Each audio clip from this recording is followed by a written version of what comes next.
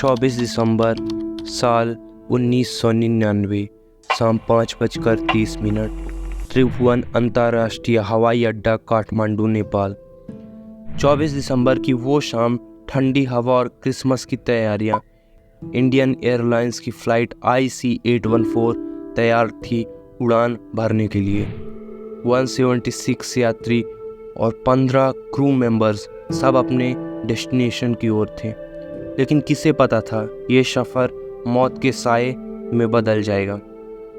जैसे ही विमान ने उड़ान भरी, कुछ नकाबपोश लोग ने अपनी सीट से उठे और हाथों पर हथियार, चेहरे में नफरत, कॉकपिट पर कब्जा, और फिर शुरू हुआ भारत के इतिहास का सबसे भयावह हाईजैक। शाम 5:50 पर पहला हमला होता है। कैप्टन देव शरण को धमकी दी गई, जहां हम कहें वहीं चलो, नहीं तो ये विमान कभी ज़मीन पर नहीं उतर पाएगा। हाईजैकर्स कहता है ये अब हमारा प्लेन है, कोई चालाकी की तो सब उड़ जाएंगे।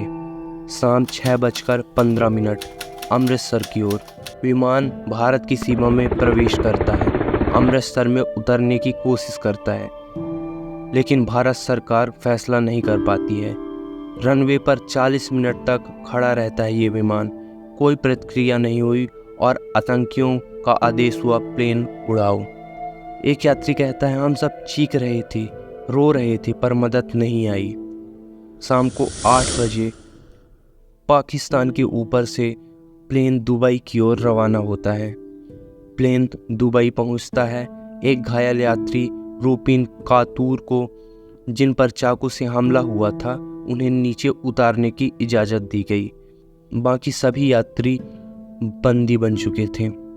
न्यूज़ पर यह हेडलाइन बन चुकी थी, Indian airline flight IC-814 hijack, India on high alert. 25 दिसंबर कांधार की ज़मीन। अब प्लेन पहुंचता है तालिबान के कब्जे वाले क्षेत्र कांधार, अफगानिस्तान पर।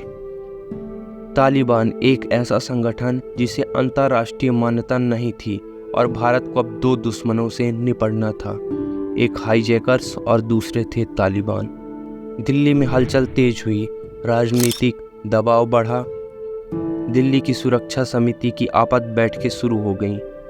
NSA ब्रजेश मिश्रा, विदेश मंत्री जसवंत सिंह और प्रधानमंत्री श्री अटल बिहारी वाजपेयी तीनों दुविधा में थे। अटल बिहारी वाजपेयी ने कहा, हम अपने नागरिकों की जान जोखिम में नहीं डाल सकते हैं। 26 से 30 दिसंबर तक हर दिन हर देशवासी के मन में एक नया डर शामिल हो रहा था।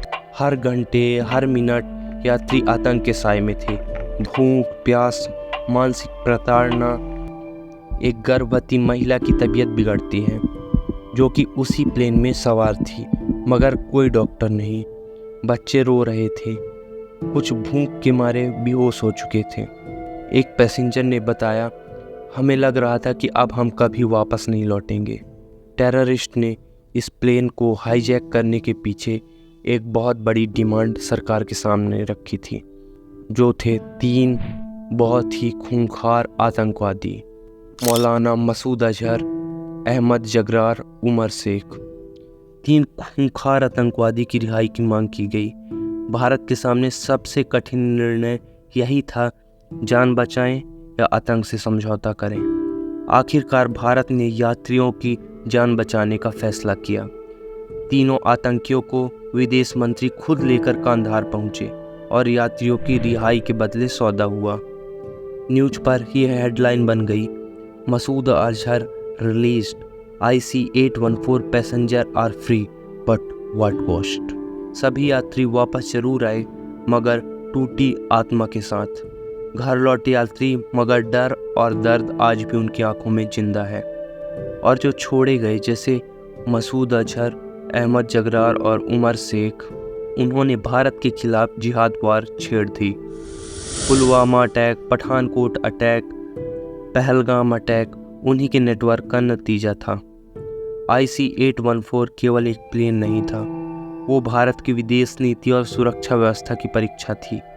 एक ऐसी भूल जिसकी गूंज आज भी हमारे बीच है। कभी कभी एक समझौता आने वाले हजारों हमलों का दरवाज़ा खोल देता है। IC-814 जब एक हवाई जहाज ने पूरे देश को बंधक बना लिया। भारत सरकार के साथ साथ भारत का एक एक व्यक्ति मानसिक रूप से बंधक बन चुका था।